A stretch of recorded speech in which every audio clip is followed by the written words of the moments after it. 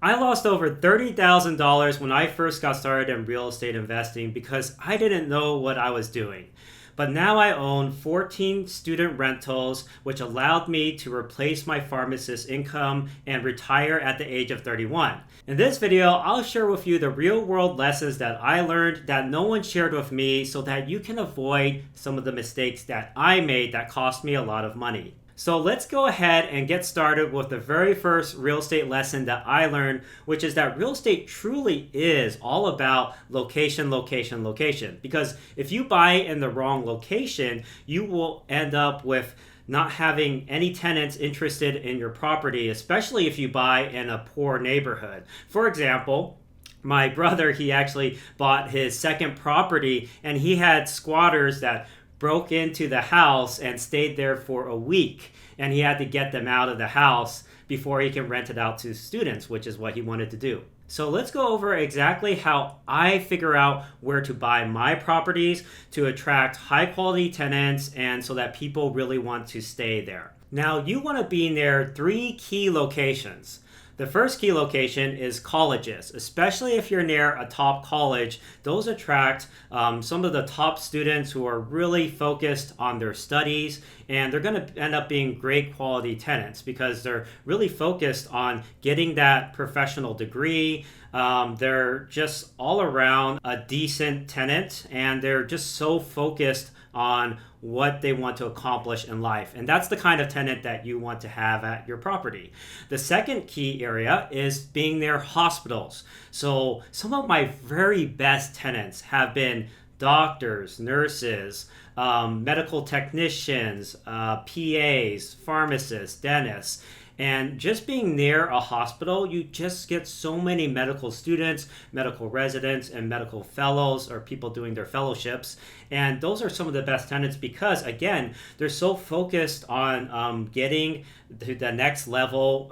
They're really focused on building a better future for themselves. So they're not here to really goof around and mess around at your property. They're just there to, sleep, have a quiet study environment where they can focus on their work. And so those really bring in the best tenants. Now, the third key location you want to be near is high-paying employers. Think about like the Tesla Gigafactory in Austin, Texas that was built. That attracts a lot of, obviously, really good engineers who are paid very high, and high-income workers is just a great quality tenant because you never really have to worry about unpaid rent. They're always going to be making that high income, so they don't really have a bunch of excuses for why they're not able to pay the rent. And so what I always do is I make sure that they have at least 3 times the monthly rent coming in as income to qualify them before I bring them into my house. But just by virtue of being close to these high income jobs, maybe tech jobs, engineering jobs, etc., you just have a lot of tenants that naturally want to stay at your property because it's super close to that high income job, that hospital, or that college. So if you get that down, you're already doing 80%, 90% of the work for finding really good tenants, just buying in the right location. Now, the next thing you want to look at in location is the appreciation rates. Now, appreciation basically means how much your home value goes up over time. So let's say the appreciation rate is 7% per year.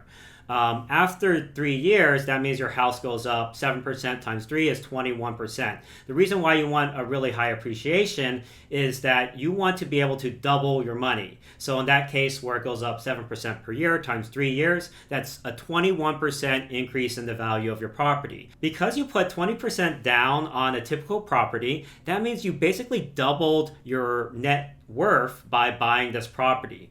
Basically, let's say we take nice round numbers. It's a $100,000 house. You put a 20% down. That means you put $20,000 into the property. Let's say the property went up 7% per year times 3 years. That's 21% or $21,000. So instead of just having $20,000 into the property, you now have $41,000 in the property, which essentially means you doubled your net worth just by sitting on that property for 3 years. That's why I really like targeting high appreciating markets, high appreciating areas. So what you want to do is do some research into, is there population growth in that city? Is there a lot of job growth? Because usually real estate prices follow job growth. If there's a high demand for high paying jobs in that area, that typically means there's also a high demand for housing in that area, which pushes up the price of houses over time, which will of course build up your wealth and your net worth if you own property in that area.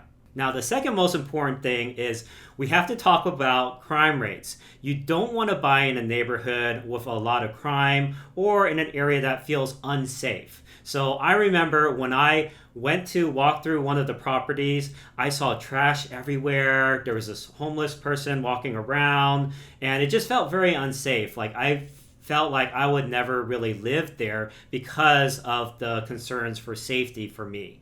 And so you want to put yourself in the student's shoes or the tenant's shoes if you rent to like healthcare professionals, for instance, and you want to go visit the property and walk through it so that you know what the area is like. But even before that, you can do some research on crimegrade.org. So go to www.crimegrade.org, and basically what you can do is put in your zip code for the place you're looking at, and it will give you a heat map of the area. So areas in red means there's higher crime rate, areas in green are really safe, and in areas that are in yellow are just decent areas, pretty good condition neighborhood that is. And so you want to use that resource to really pinpoint what are some of the areas that feel safe. And every city is going to have some not so safe areas, so you have to really be aware of what neighborhoods you need to avoid if you're buying in that city. Now, the second lesson I learned was how to run my numbers.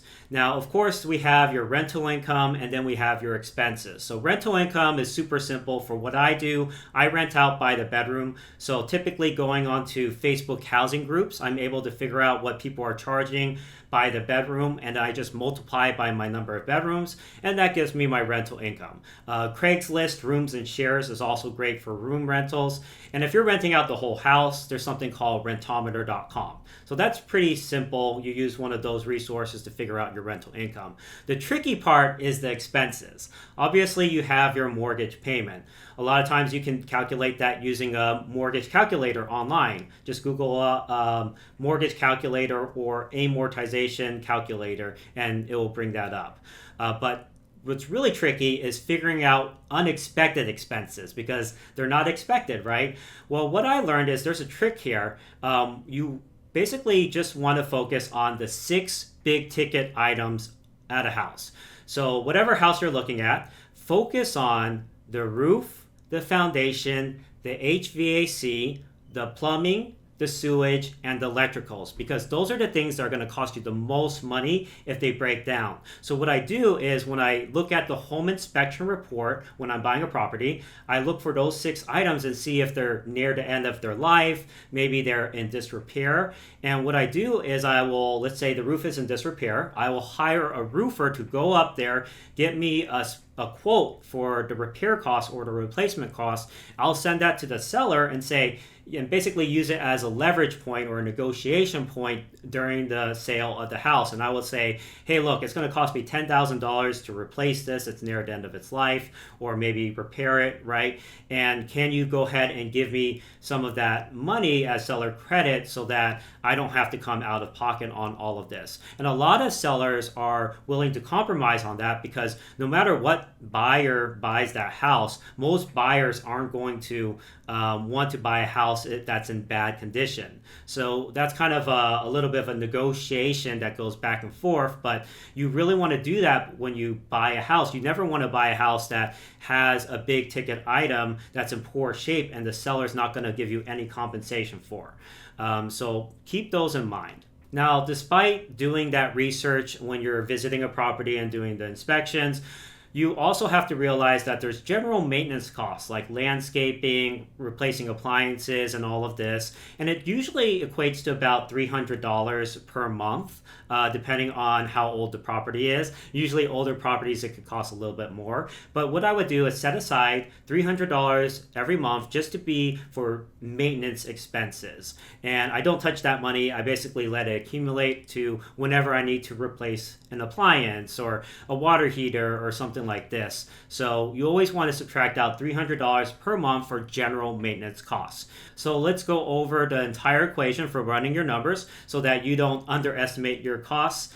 Basically, you take your rental income, you subtract out your mortgage payment, you subtract out your miscellaneous expenses, and then you subtract out any big ticket items that the seller is like unwilling to replace or give you money towards. Now, again, I don't recommend buying a house that's in bad condition that has one of those big six ticket items in disrepair, but sometimes maybe you've come to some sort of agreement where you pay part of that. All right, now let's go over the third key lesson that I learned where I lost over $30,000. So I bought this really old house. It was over 100 years old. It was a dilapidated property. I had to replace so much on it because I just did not really pay attention closely to the inspection reports.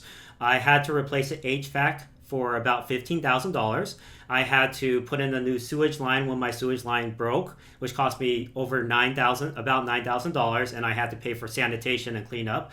And then I also had to replace a back porch, and I had pest issues. And so overall, this whole thing cost me over $30,000, which was more than I had in the bank at the time, even working as a high-income job as a pharmacist. So what I had to do was I borrowed some money from my dad and paid him an interest rate because I was just strapped for cash. I was just in a bad position at that time. So for you, I want to make sure that you know your numbers and you know that you have enough buffer money so that you don't run out of money like I did. So first off, you have to have the down payment, which is typically 20% down if you're not living in it. And if you do a house hack where you live in it and you rent out the other rooms, then you could put a 3.5% down payment on it.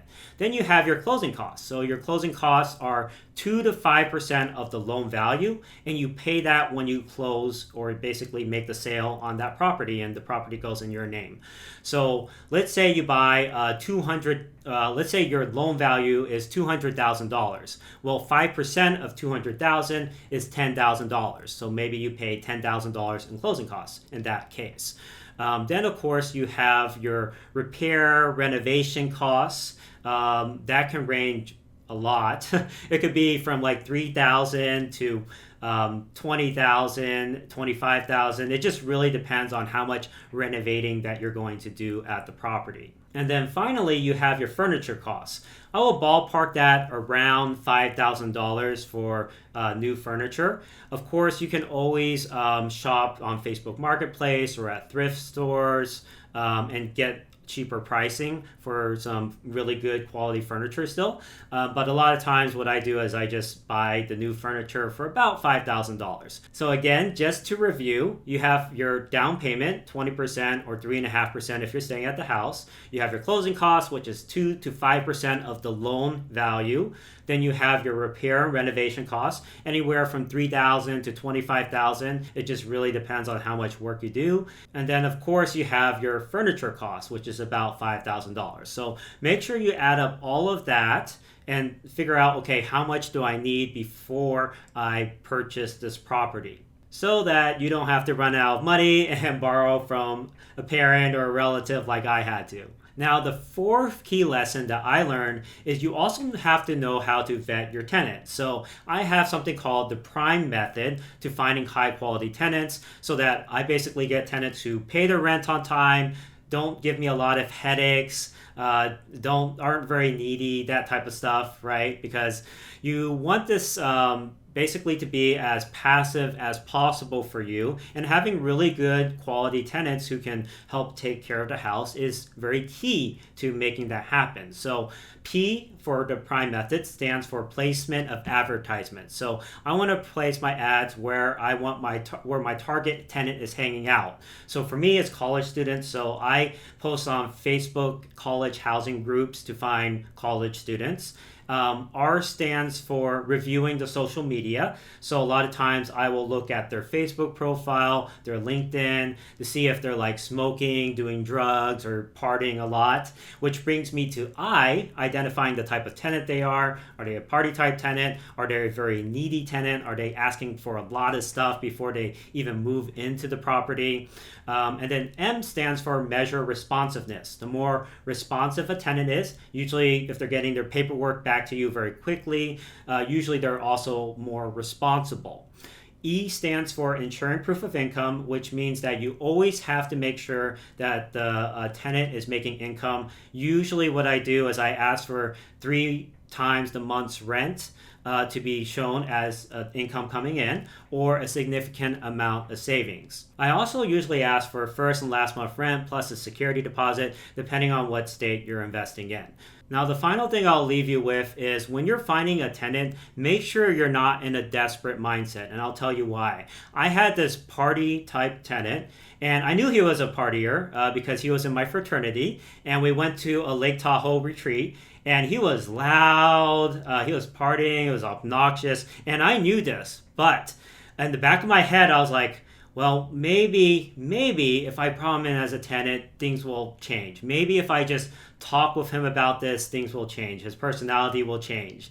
And what I found is when I got in trouble is when I ignored those red flags. Because what I find is, I guess as humans, we try to make excuses for people. We'll say, yes, this is a red flag, but maybe I can work with that. Or maybe it's not going to be bad in this particular case, right? So what you want to do is whenever you spot a red flag, make sure you have the decisiveness to say, look, this is a red flag. I know there's always going to be other tenants out there, so I'm going to go ahead and reject this tenant because it's not worth it. It's not worth the hassle and the headache later on. Instead, it's okay if I have a couple weeks of vacancy or a month vacancy so that I get the right quality tenant and I don't have headaches for the rest of the year. Because trust me, it's not worth it coming from somebody who did bring in this guy who brought over 80 people for this wild Halloween party, got the neighbors called on me, got a fine put on me, all of this stuff. You definitely don't want that to happen for you. So nowadays, using that prime method screening process, I bring in much better quality tenants so I don't have that issue happen again. So I hope all these lessons were helpful for you guys. I know they definitely helped me over time. If you really enjoyed this video, don't forget to like and subscribe and share it with your friends and those who are really struggling with getting started in real estate investing. Thank you so much for watching, and I'll see you in next week's video.